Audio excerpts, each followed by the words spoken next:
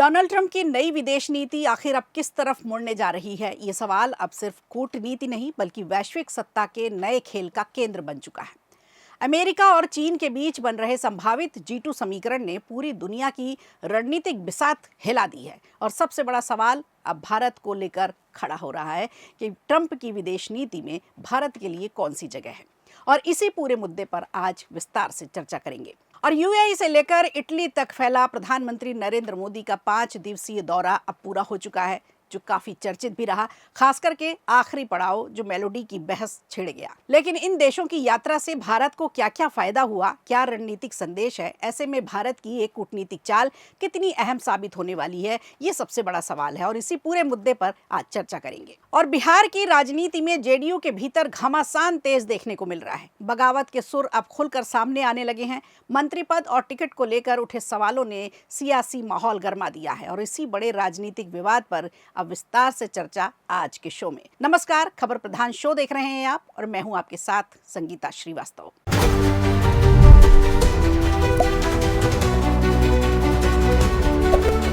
तो देखिए, अक्सर डोनाल्ड ट्रंप की विदेश की जो नीतियां हैं वो चर्चा में रहती हैं। ऊंट कब किस करवट बैठेगा, शायद व्हाइट हाउस को भी इसका अंदाजा ठीक से नहीं होता। अब इस विदेश नीति में भारत की क्या स्थिति है, सवाल यह है इन दिनों सबसे बड़ा। वजह है अमेरिका की विदेश सचिव मार्को रूबियो का भारत दौरा, जो इस हफ्ते के अंत में होने जा रहा है।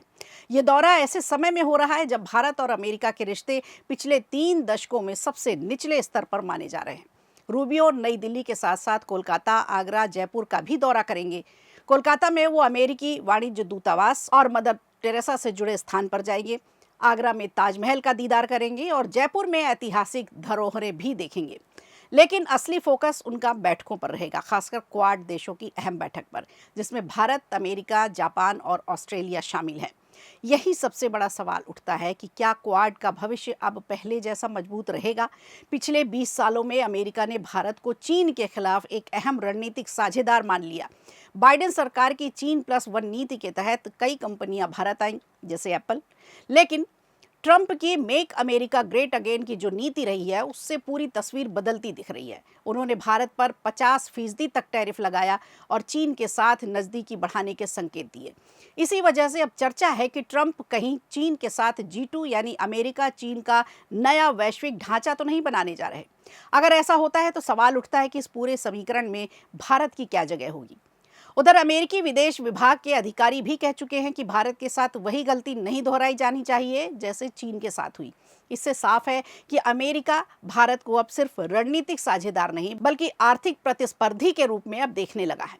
इसी बीच पाकिस्तान की भूमिका भी अहम है, जिसने हाल में ट्रंप प्रशासन की कूटनीति की सराहना की और अपने रिश्ते मजबूत किए। हालांकि विशेषज्ञों का मानना तो ये भी है कि भारत और अमेरिका के रिश्ते अभी भी मजबूत हैं, लेकिन पहले जैसी रणनीति गहराई थोड़ा कम हुई है। दोनों देशों के बीच व्यापार और रक्षा सहयोग फिलहाल जारी है, लेकिन चीन के खिलाफ साझा मोर्चा अब पहले जितना मजबूत आधार नहीं रहा। क्वाड बैठक में भी यही मुद्दा छाया रहेगा। संभावना इसी बात की है कि क्या ये गठबंधन सिर्फ बातचीत का मंच निकलेगा या भविष्य में कोई मजबूत रणनीतिक शक्ति भी बनेगा। भारत इस दौरे को बेहद ध्यान से देख रहा है। पूरी नज़र है इस पर कि अमेरिका की चीन नीति आखिर किस दिशा की तरफ जा रही है और अगर वाकई G2 का कोई नया वैश्विक समीकरण बनता है तो उसमें भारत की क्या भूमिका होगी। सबसे बड़ी कूटनीतिक सवाल ये बन चुका है।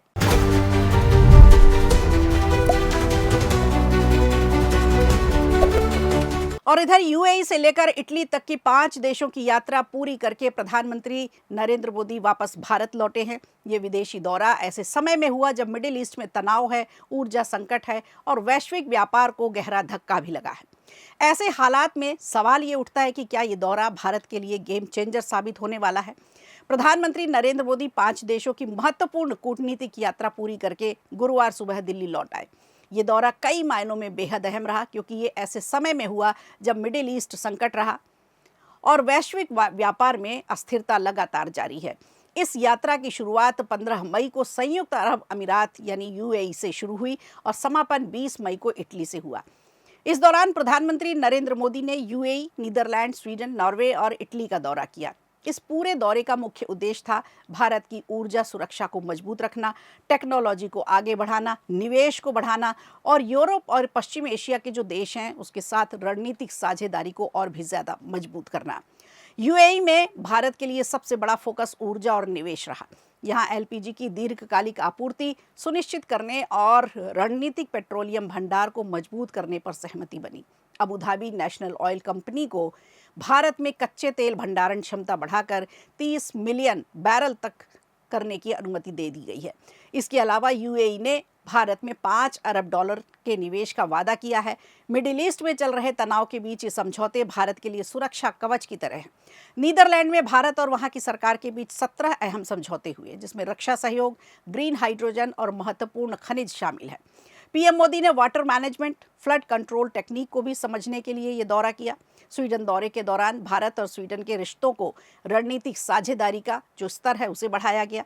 पीएम मोदी ने यूरोपीय आयोग की अध्यक्ष उर्सुला वॉन डेर के साथ उद्योग जगत के बड़े मंच को संबोधित किया। नॉर्वे दौरे के दौरान ऐतिहासिक रहा ये दौरा, क्योंकि 43 साल बाद किसी प्रधानमंत्री का यहाँ दौरा हुआ था। ओस्लो में तीसरे भारत नार्डिक शिखर सम्मेलन में ग्रीन टेक्नोलॉजी और आर्टिफिशियल इंटेलिजेंस जैसे भविष्य के विषयों पर विस्तार से चर्चा हुई। फिर बाद में लास्ट में आता है इटली का दौरा।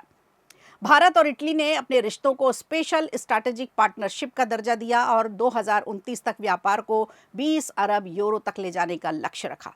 कृषि की बात करें, वित्तीय अपराध रोकथाम की बात करें, भारतीय स्वास्थ्य कर्मियों की आवाजाही की बात करें, तो ये ऐसे अहम समझौते हैं जिन पर मुहर लगी है।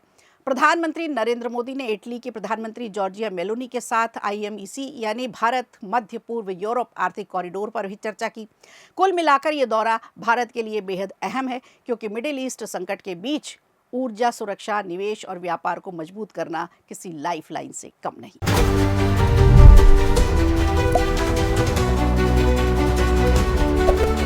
और बात करते हैं बिहार की, जहां की राजनीति में अंदर खाने में कुछ बड़ा पक रहा है। सत्ता के गलियारों में उठी एक आवाज ने अब सियासी भूचाल खड़ा कर दिया है। आरोप इतने गंभीर हैं कि अब सवाल सिर्फ मंत्री पद का नहीं, बल्कि जेडीयू के अंदर बढ़ती दरार का उठने लगा है। कभी सत्ता के करीबी रहे नेता अब खुलकर मोर्चा खोल रहे हैं और बयान ऐसे कि राजनीतिक गलियारों में आग में घी का काम कर रहे हैं। और बिहार की राजनीति की बात करें तो बाहुबली नेता आनंद मोहन के बयान ने पार्टी के भीतर नाराजगी को अब खुलकर सामने ला दिया है। मंत्री पद और टिकट को लेकर शुरू हुआ विवाद अब राजनीतिक मुद्दा बन चुका है। दरअसल सीतामढ़ी में आयोजित एक कार्यक्रम के दौरान आनंद मोहन ने मंच से जेडीयू और पूर्व मुख्यमंत्री नीतीश कुमार को लेकर कई गंभीर बातें कही हैं। उन्होंने आरोप लगाए हैं ये कि अब मंत्री बनने के लिए योग्यता नहीं बल्कि थैली चल रही है, यानी जो पैसे पहुंचाएगा वही मंत्री पद ले जाएगा। उनके इस बयान ने बिहार की राजनीति में हलचल मचा दी है। आनंद मोहन यही नहीं रुके, उन्होंने नीतीश कुमार को लेकर भी बड़ा बयान देते हुए कहा कि नीतीश कुमार को जिंदा रहते ही इन लोगों को दफन कर दिया है। इस बयान को लेकर अब सियासी गलियारों में चर्चाओं का बाजार गर्म है। लोगों में नाराजगी है। माना जा रहा है इस नाराजगी की वजह हाल ही में हुआ मंत्रिमंडल विस्तार है। आनंद मोहन और उनकी सांसद पत्नी लवली आनंद अपने बेटे चेतन आनंद को मंत्री बनवाना चाहते थे, लेकिन ऐसा हो न सका। इसके बाद से ही आनंद मोहन लगातार पार्टी के नेतृत्व पर हमलावर हैं। इतना ही नहीं, शिवहर सीट को लेकर भी अंदर खाने में नाराजगी बताई जा रही है, जहां से लवली आनंद सांसद हैं। वहीं चेतन आनंद विधानसभा चुनाव लड़ना चाहते थे, लेकिन पार्टी ने उन्हें औरंगाबाद के नवीनगर भेज दिया और शिवहर से श्वेता गुप्ता को चुनाव लड़ाकर मंत्री तक बना दिया। अब आनंद मोहन के परिवार को डर है कहीं उनका राजनीतिक आधार कमजोर तो नहीं होता जा रहा। से टिकटें बेची गई और टिकटें ही नहीं बिकी, करोड़ों में मंत्री पद ही बिके। किसने बेचा? ये हमसे बेहतर सरफुद्दीन साहब जानते हैं। उनके बयान को आपने पढ़ा कि नहीं जब उनकी टिकट कटी थी? लेकिन जहां तुमने अपने बेटियों को सेट किया, परिवारवाद पर हल्ला मचाने वाले। आनंद मोहन के बयान पर जेडीयू के नेताओं ने कड़ा जवाब दिया। मंत्री लेसी सिंह ने कहा कि पूरा बिहार आज भी नीतीश कुमार के साथ है। उन्होंने कहा किसी में भी इतनी ताकत नहीं कि नीतीश कुमार को जिंदा दफन कर सके। पार्टी का हर कार्यकर्ता उनके फैसलों के साथ सम्मान करता है। और जेडीयू प्रवक्ता नीरज कुमार ने भी पलटवार किया है। उन्होंने कहा कि आनंद मोहन खुद पार्टी में नहीं है, उनका परिवार भले ही जेडीयू में है, लेकिन पार्टी को कटघरे में खड़ा करना गलत है। उन्होंने यहां तक कह दिया कि अगर नीतीश कुमार नहीं होते तो शायद आनंद मोहन आज जेल से बाहर भी नहीं आ पाते। उनकी पत्नी और सांसद और बेटे को विधायक बनाने का श्रेय भी जेडीयू को जाता है। इन बयानबाजियों के बाद विपक्ष भी हमला करने का कोई मौका नहीं छोड़ रहा। आरजेडी प्रवक्ता भाई वीरेंद्र ने दावा किया है कि जेडीयू जल्द ही टूटने वाली है। उनका कहना है कि पार्टी के भीतर सब कुछ ठीक नहीं चल रहा, अब अंदरूनी लड़ाई खुलकर सामने आने लगी है। तो फिलहाल बिहार की राजनीति में ये मामला घर घर की लड़ाई का सड़क में आने जैसा हो गया है। अब देखना ये होगा कि जेडीयू इस विवाद को कैसे संभालती है और आने वाले दिनों में इसका बिहार की राजनीति पर कितना असर पड़ता है। तो खबर प्रधान शो में आज के लिए इतना ही। दीजिए इजाजत, नमस्कार। वीडियो अच्छा लगा हो तो लाइक कीजिए, शेयर कीजिए और कमेंट बॉक्स में हमें ज़रूर बताइए।